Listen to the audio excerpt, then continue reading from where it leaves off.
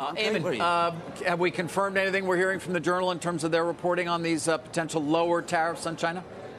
Yeah, David, just one note of clarity here on this Wall Street Journal report that you guys have just been talking about. I just spoke to a White House official in the West Wing who said that he would not expect the United States to do anything here unilaterally. That is, anything that the White House does in terms of ratcheting down these China tariffs would have to come as part of a negotiation with the Chinese.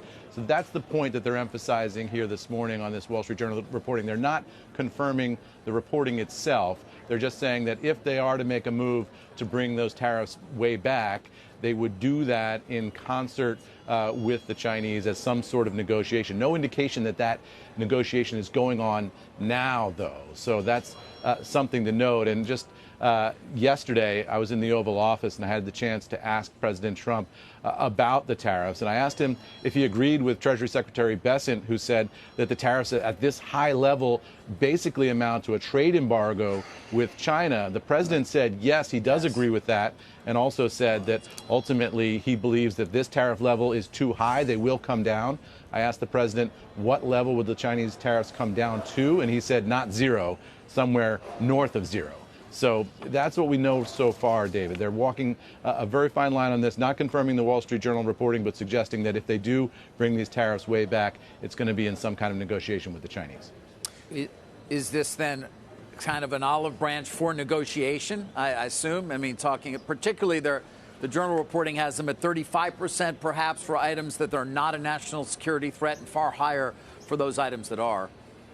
Yeah, I mean, I think you could read it that way. And it's clear that the White House has been sending signals all week that they want trade negotiations to get underway with the Chinese. The White House Press Secretary Caroline Leavitt saying yesterday in a briefing that the stage is set now for negotiations. The ball's rolling in the right direction for negotiations, but we haven't seen any actual evidence that there are any actual negotiations going on behind the scenes or on camera.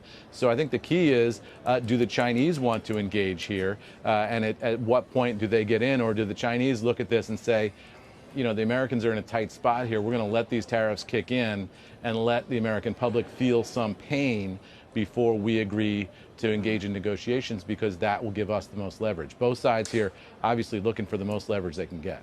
Speaking of pain, Eamon, a lot of reporting this morning, Axios is a good example, talking about the meeting between the president and the big box CEOs, in which they reportedly warned him about empty shelves this summer. And we have been tracking container bookings from China to Southern California. They're down like 60%.